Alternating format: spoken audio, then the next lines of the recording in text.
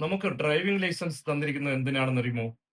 നമ്മൾ driving licence നമുക്ക് നൽകുമ്പോൾ നമ്മുടെ വെഹിക്കിൾ ഇൻസ്പെക്ടർ അടുത്തിരുന്ന് നമ്മളോട് ഡ്രൈവ് ചെയ്യാൻ പറയും. അപ്പൊ നമ്മൾ എത്ര മര്യാദയ്ക്കാണ് ആ വാഹനം ഓടിക്കുന്നത്, എന്നിട്ട് ലൈസൻസ് നമുക്ക് തരുന്നത്. അങ്ങനെ നാം കൃത്യമായി അതേപോലെ തന്നെ നമ്മുടെ ജീവിതത്തിലുടനീളം നാം ഡ്രൈവ് ചെയ്താൽ അപകടങ്ങൾ സംഭവിക്കില്ല.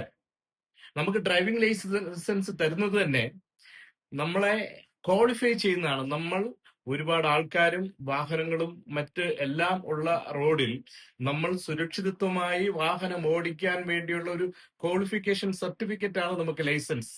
ആ ലൈസൻസ് കിട്ടിയതിന് ശേഷം എങ്ങനെയാണ് നമ്മൾ വീണ്ടും തെറ്റുകൾ ആവർത്തിച്ചുകൊണ്ടേയിരിക്കുന്നത്? അതിന് കാരണം നമ്മുടെ പെരുമാറ്റത്തിലുള്ള കുഴപ്പമാണ്.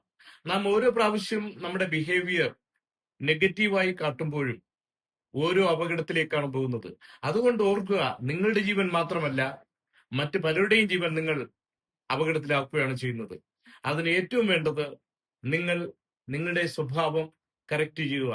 നിങ്ങളുടെ പുറകിൽ നിന്നൊരു വാഹനം വരുമ്പോൾ നിങ്ങൾ വളരെ ദേഷ്യത്തോടു കൂടിയാണോ ആ വാഹനത്തെ കടത്തിവിടുന്നത്?